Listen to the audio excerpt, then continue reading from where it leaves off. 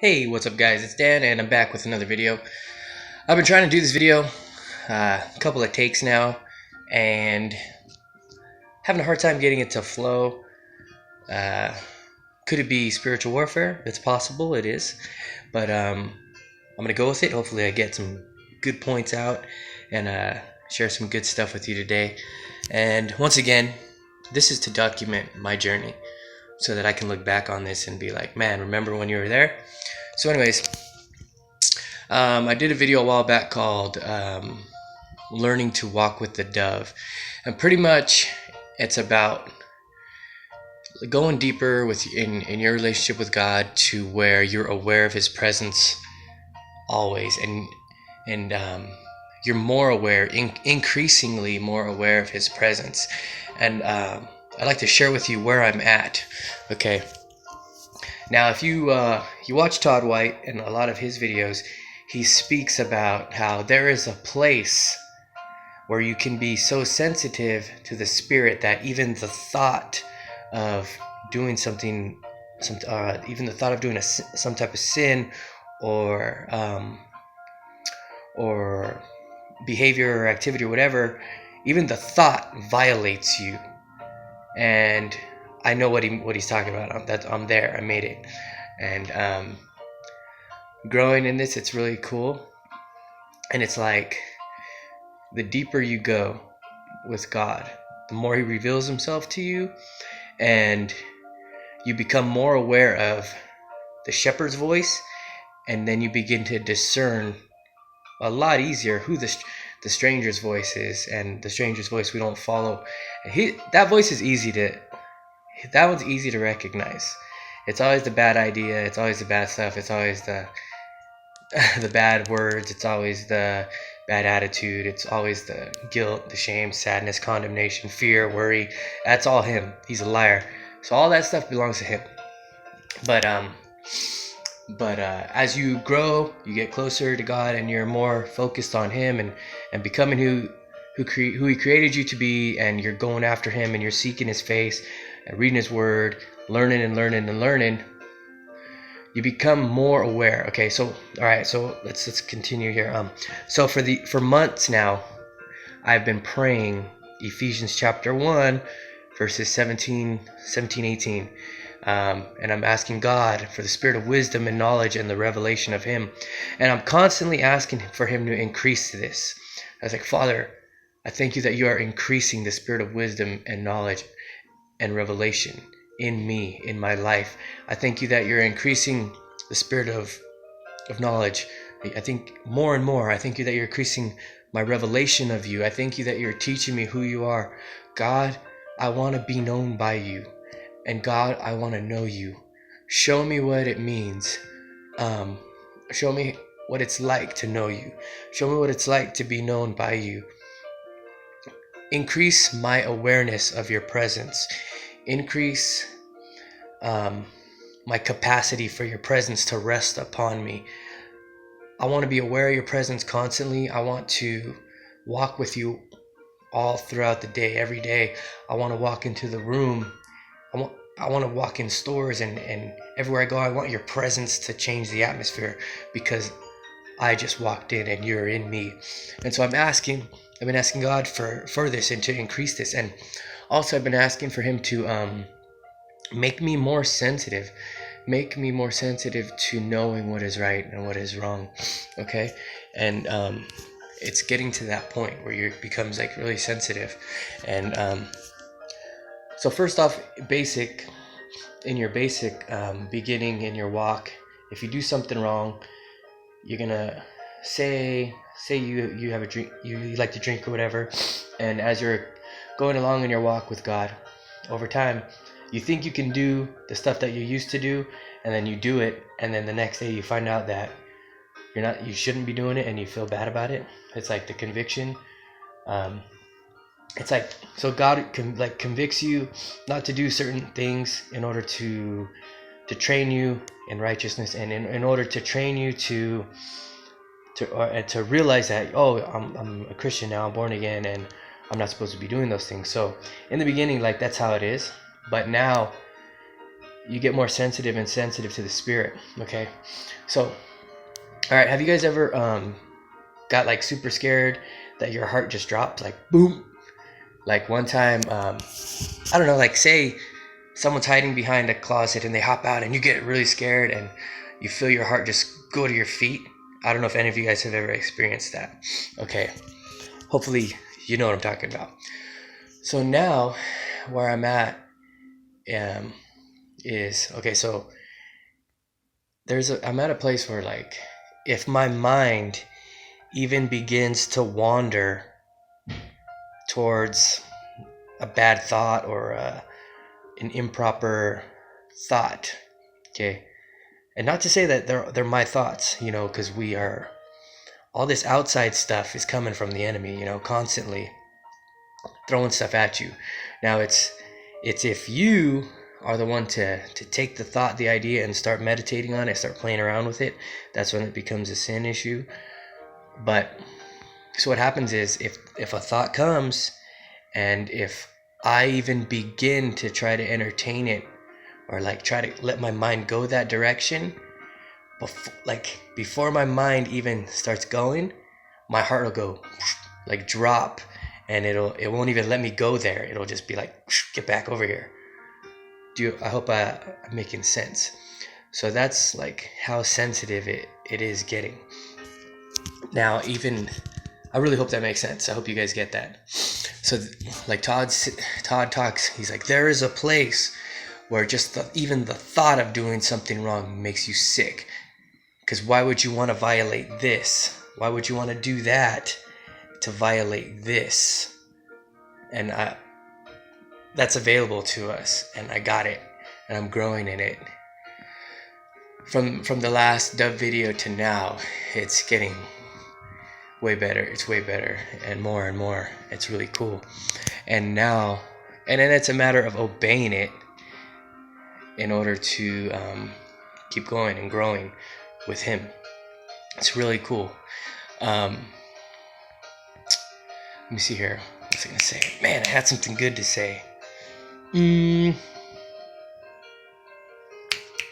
So we're at that. Oh yeah, okay. So I was I'm trying to get better and be who God created me to be, and not only be nice to, we're out there in the streets being loving and kind to strangers, right? But also we can't just do that for like strangers just to get them in the kingdom. Like, it cannot be an act. I don't want it to be an act. I want my heart and my motives to be pure, and I also want to be this way and bring this home with me. Okay. Now, I was having an issue with bringing it home. Okay. First off, with the bringing the kingdom out there, like when I'm out at the stores with my family and stuff, that's starting to come over. It's starting to transition to normal. Great, awesome. But attitude and the way I act, the way I think, was having a hard time coming home with me as well. Because at work, I'm by myself in my truck, listening to preaching, listening to the word, learning, meditating with God, and just in the joy in his presence, right? But then you get off work, you gotta go home, and you got kids, and you have a wife, and you have normal day-to-day stuff that you have to deal with, okay? And if you have little kids, you know that they run around, they scream, they act crazy, and they really can mess up your mood. They really can jack up your mindset. Like, imagine, you pick up your kid, and all right, we got to stop at the grocery store, and they start crying and whining because we don't want to go to the store. It's like, Lord, I thank you that I'm patient, God. I thank you that I'm loving. I thank you that I'm kind. And it would jack up your attitude. It really would. Or it would me. It would jack me up. Because it's like, man, these kids, And so, like, God began he's beginning to work with me more and more and more, to where I'm not letting it affect me. Because now I know how to deal with the stuff. Okay? Now, we got to use all the stuff that Dan Moeller and Todd White are talking about. When the kids or even wife or whatever, we're pretty good actually. But as far as kids go, when the kids start being like, whiny, and it's just like, God, I thank you that I'm patient. I thank you that these are my children. And I always use the mentality that I look at them the way God looks at me. So I always use that picture when I look at my kids, and so I look at them through that lens. And so I use the stuff that Dan and Todd teach about flipping everything. If the kids are getting on your nerves, they're getting whiny and complaining and all that, I say, God, I thank you that these are amazing kids. I thank you that they are learning to be like you. I thank you that they are becoming more responsible. I thank you that they're learning to behave. I thank you that they are learning to not complain and stuff like that. So I begin to speak that way, and I say, I thank you, God, that I'm loving and I'm caring and I'm patient and I'm kind, and I thank you that I understand where they're coming from. And that smashes the lie. It smashes the bad mood, and it keeps everything okay. It keeps the peace, even though they're being crazy. Like if my son's like, Dad, I don't like you, I'd be like, son, you know what? I know you love me. I know you love me, man. And it changes the atmosphere. It's funny. That's how I beat him. So there's that. Okay. Now, back to how, I was like, God, I need you to bring this home with me so that I'm not just nice and kind to people out on the streets, but it's here at my house too. And so that my full character is changing, and I'm conforming to your image, and I'm being transformed to your image. Bring that home and train me in that, God. And so after you get rid of your main issues, all right, you get over the big stuff, your big issues that you struggle with, okay? You got to get free from the main stuff. And along the way, God is molding you, chipping away at you, and fixing your character and molding you into the image of Jesus, right? But after you're done with your big issues, boom, you're done, you're free, you're over those. That's when he starts fine-tuning you and getting real, into your character, your patience, your kindness. And so you start to grow in that. So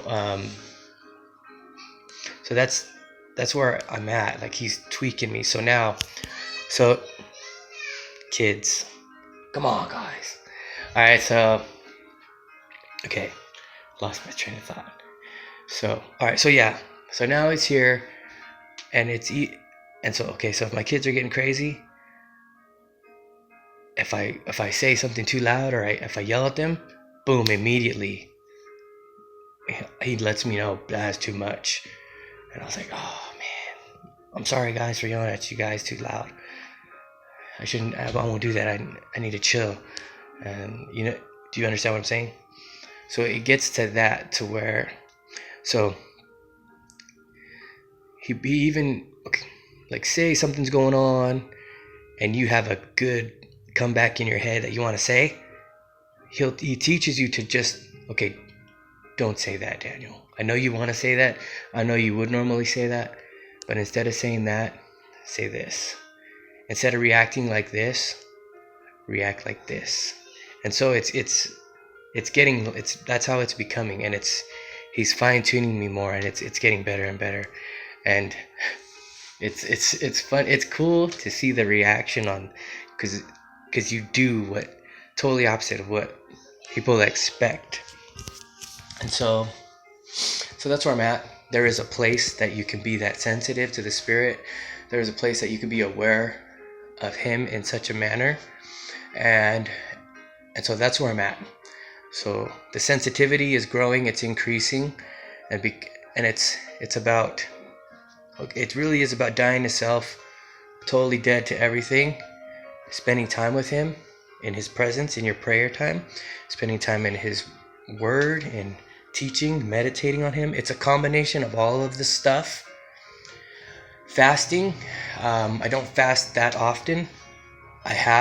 Whenever God leads me to fast, I will fast, but I don't fast that often. But if I do fast, I do a real one. Like some people do like this kind of fast, that kind of fast. If I fast, I'm just gonna do straight water. I do this just water. But that's a whole nother topic for another time.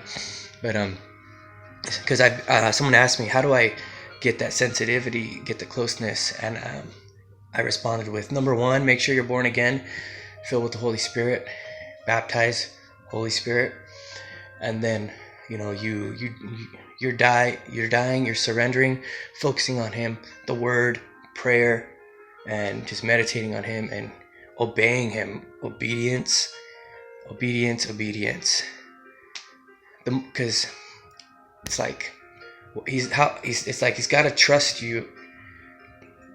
He'll give you what he could trust you with, I guess you could say. So the more he can trust you, the more he can pour out on you, the more he can reveal to you. Okay. So I have that. So that sense, there is a place, and you know what? This is a note for myself that I wanted to make a note of. I heard Todd say this the other day, and I've heard him say it many times. He said that there is a place where you can be known by God. And there is a place where you know God and you can be known by God. And I think I understand what he means, but I need to go, I'm like scratching the surface of that to know that I'm known by him. I'm really trying to go deeper in that area. I want a real deep understanding of what that means, because I don't fully know. So I'm not there yet, obviously. So there's that. I want to be known by him, and I really want to understand what that means fully. So I'm trying to figure that out. So still growing, still going towards that. Now, also, what have I noticed? So there's that's available, and it's just a matter of us pressing in. How much of God do we want? How much of God do we want? Seriously. I want way more. I want more. I want to know him more. I want to be known by him, and I want to discover what that entails fully. Okay?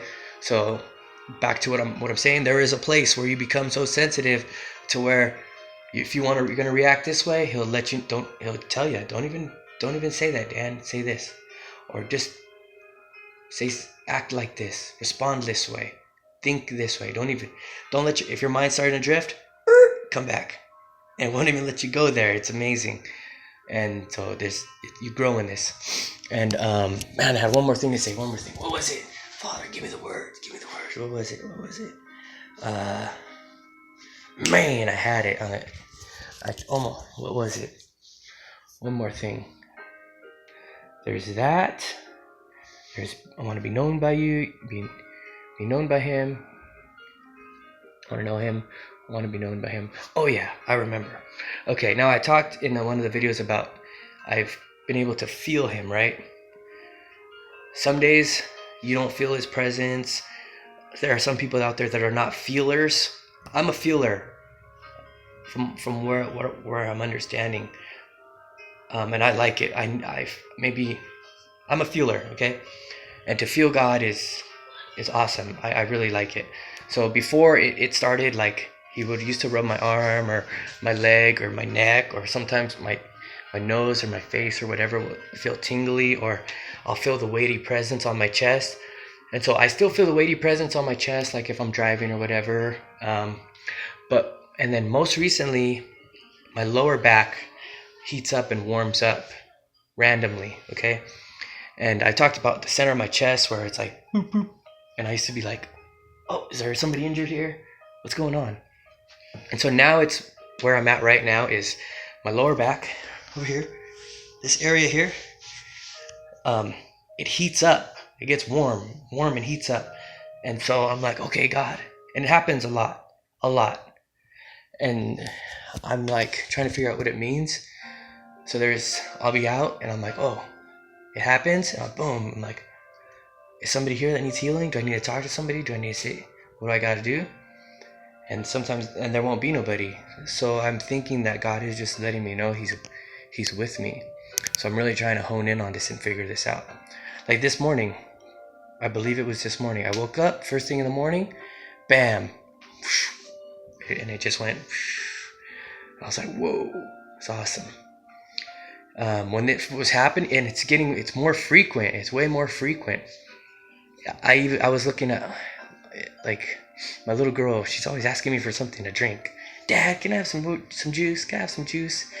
And I'm like, man, seriously, I have to give her a drink on a Saturday or something, and when I'm home, I give her like six. I have to give her something to drink like 6 times in a day, and it gets annoying. And so we finally put the dispenser in the fridge for her to do it herself. But I was getting her juice the other day, and I was like, and I was looking at her, and then, okay, Belle, and I was doing it, and then boom, it hit me, and I was like, what is this? Like the love of the Father? And I'm looking at my little girl, like, wow. So I'm really trying to figure it out, because like with that, what's going on with that, he's not using it. I don't think he's not using it for me to hop up and do something to help someone, to pray for someone. He's not doing that. I really think he's just doing that to let me know he's here. He's here with me. He never leaves. He never leaves me. It's pretty amazing, and it's just increasing. It's pretty cool. But yeah, so there is a place where you guys can get to that. It's really cool. It's amazing, and I'm just putting it out there to let you know it's available, because never in all my days of going to church, I have never heard anybody talk about any of this stuff. So here it is. This is real. This is real deal stuff. It's a matter of just you spending time with him. All right, guys, that's it. I've spoken and talked for a good long time. Check out my hat. I had these made a while back. Pretty cool, right? Anyways, we'll see you next time. Bless you guys. Thanks for watching the videos, your comments, subscribe, like, and all that happy stuff. And just be blessed and just pursue him. All right, see ya.